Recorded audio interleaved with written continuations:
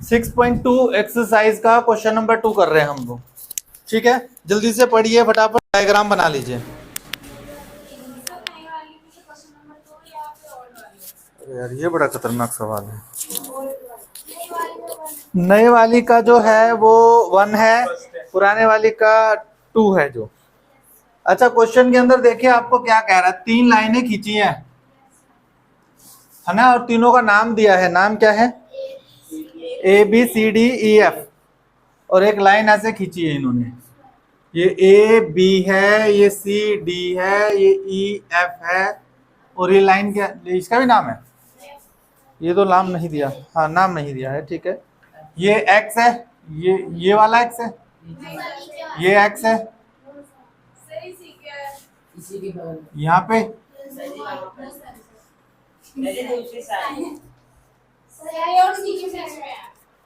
किसी समझदार व्यक्ति ने कहा है कि कंफ्यूज ना रहो, चित्र ही देख लो। अब इसमें आपको गिवन क्या है, दिया क्या है? गिवन है AB पैरेलल है CD पैरेलल है EF। अच्छा, ये नहीं दिया है भाई, सॉरी, दो अलग अलग हिस्से दिए हैं। CD पैरेलल EF अलग से लिखा हुआ है इन्होंने। वैसे आगे जाके हम इसको बोल देंगे कि तीनों पैरेलल हैं, पर फिलहाल नहीं। और Y ratio Z equal to 3:7 दिया है। X का वैल्यू आपसे पूछा है।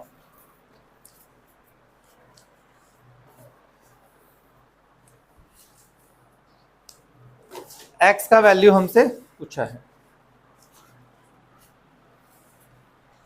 क्वेश्चन मतलब मैच कर लेना अपनी बुक्स में, पुरानी नई के हिसाब से, थोड़ा ध्यान रखना। चलिए शुरुआत कर रहे हैं। ये क्वेश्चन मार्क लगा दिया, यानी कि हम सॉल्यूशन कर सकते हैं। बेनिफिट के हिसाब से चलें अगर, तो गिवन पे आते हैं। AB पैरेलल CD दिया है, और EF भी किसके पैरेलल है? CD के पैरेलल। ये भी गिवन है। तो जब एक ही चीज दो के पैरेलल है, CD AB के भी पैरेलल और CD EF के भी पैरेलल है, तो इसका मतलब AB जो है वो पैरेलल है CD के, और वो पैरेलल है EF के। तीनों को पैरेलल कहा जा सकता है।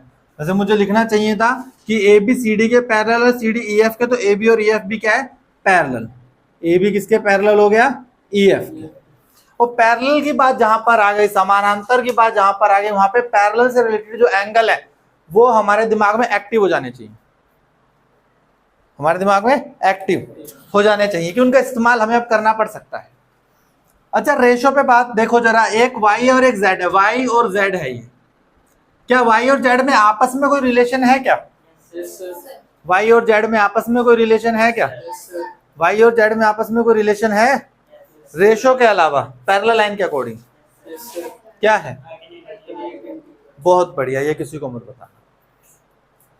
अल्टरनेट जब होता, जब यहां पर होता Y ऊपर है नीचे नहीं है। अगर एक्सटीरियर वाला लगा रहे तो ये एंगल बाहर, तो ये एंगल भी क्या होना चाहिए था? बाहर। पर ऐसा नहीं है, ऐसा नहीं है। ठीक है, तो फिलहाल ऐसी बात नहीं कर सकते। आगे सोचते हैं। अच्छा, X और Y में कोई X और Z में रिलेशन है क्या? X और Z में, X और Z में रिलेशन है क्या?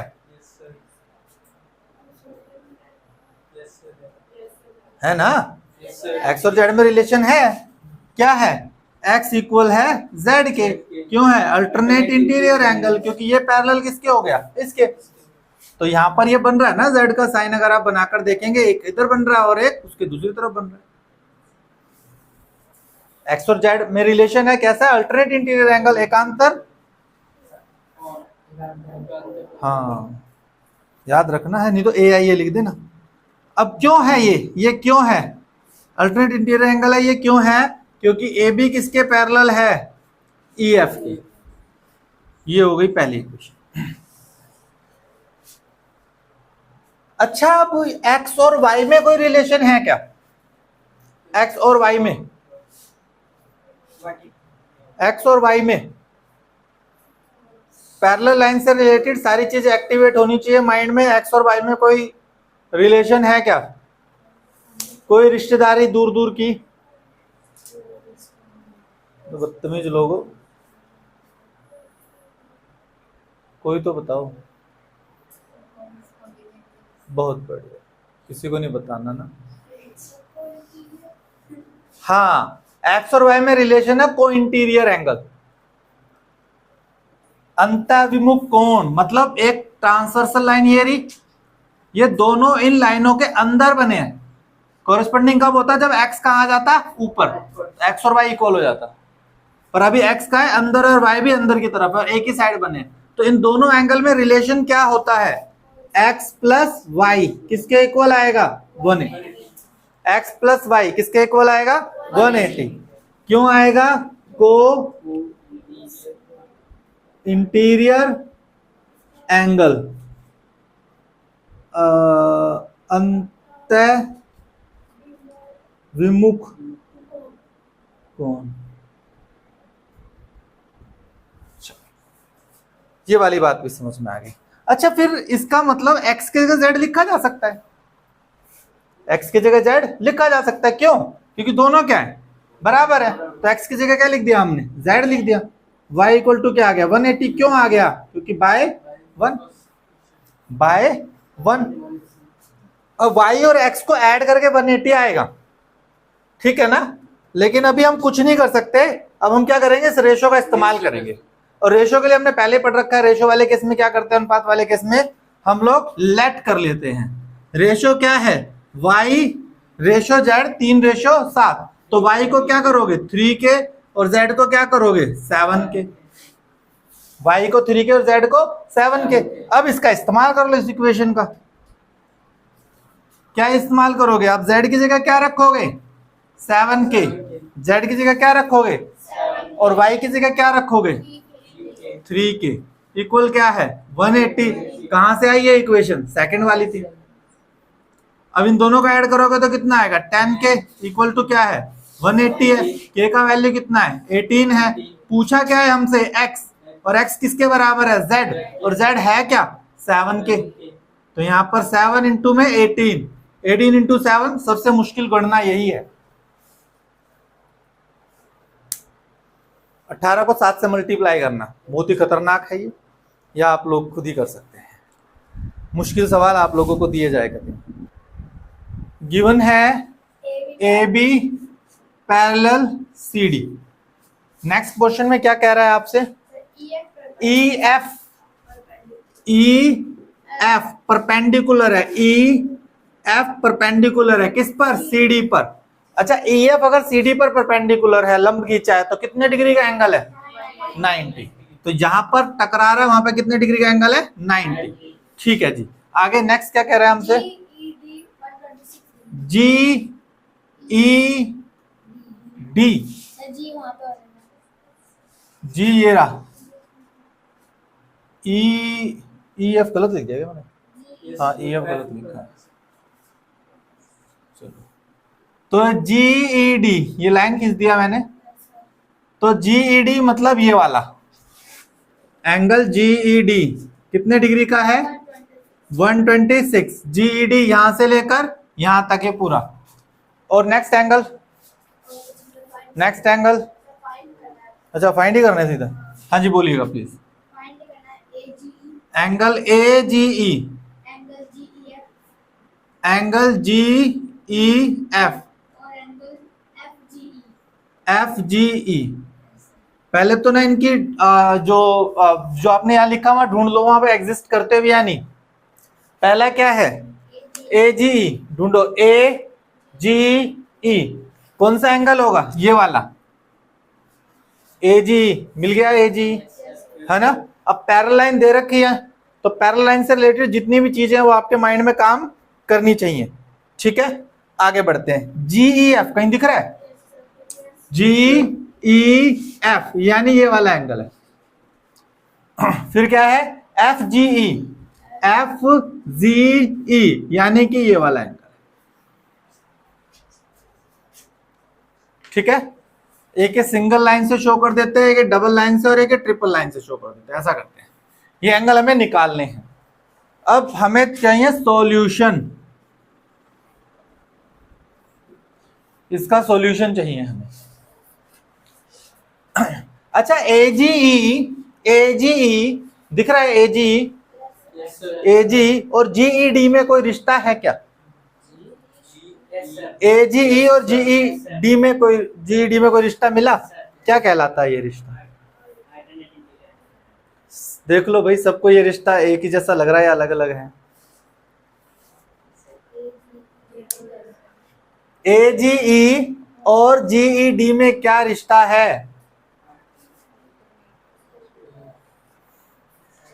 ना? ये देखो, ये वाला लाइन ऐसे और फिर ये एक तरह से Z बन रहा है, तो ये वाला एंगल और ये वाला एंगल क्या है? इक्वल होगा। कैसा रीजन है? Alternate interior angle. तो एंगल एजीई इक्वल है एंगल जीईडी। क्यों इक्वल है? Alternate interior angle. और साथ में लिख दो क्या है? ए बी पैरेलल है सीडी के। ए बी पैरेलल सीडी है तो क्या लग गया इसमें? Alternate interior angle. ठीक है। उसके बाद में एजीई का वैल्यू पता है क्या हमें? नहीं पता, ये तो निकालना था। पर जीईडी तो पता है ना, कितना है? 126। तो लो, एजीई की वैल्यू निकल गई, एजीई की वैल्यू निकल गई। नेक्स्ट क्या पूछ रहा है? जीईएफ। जीईएफ। अच्छा, अब सोचिए जरा कि एंगल जीईडी कितने डिग्री का है? जीईडी कितने डिग्री का है? 126 डिग्री का है। अच्छा, जीईडी के अंदर क्या दो टुकड़े बन सकते हैं? जीईडी के दो टुकड़े कौन कौन से? एक जीईएफ और एक एफईडी। क्या क्या बन जाएगा? एक जीईएफ प्लस में एक एंगल एफईडी। 126। हमने जीईडी के दोनों टुकड़े दिखा दिए यहाँ पे, है ना? अब वैल्यू किसकी निकालनी है आपको? जीईएफ की निकालनी है ना। और इसका वैल्यू क्या होगा? एफईडी का। सबसे मुश्किल सवाल तो यही है।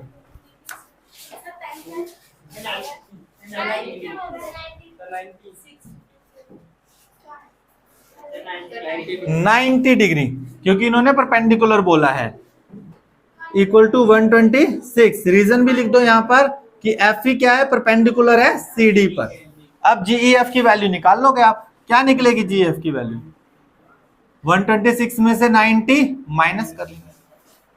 126 में से 90 माइनस कर देंगे, हो गया। एक तो ये मुश्किल काम हमारा था, ये हो गया। अच्छा, अब एक और चीज सोचो।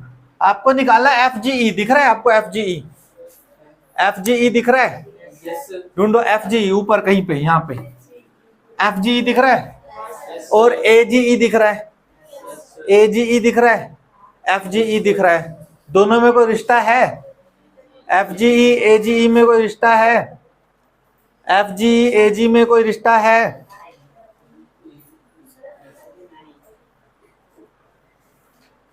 एफजीई एजीई क्या कोई रिश्ता है? लग रहा है एंगल एजीई जमा एंगल एफजीई दोनों को जोड़कर कितना आएगा? 180। क्या है? लीनियर पेयर रैखिक युग्म। देखो ना, सीधी लाइन बन रही है दोनों को ऐड करके।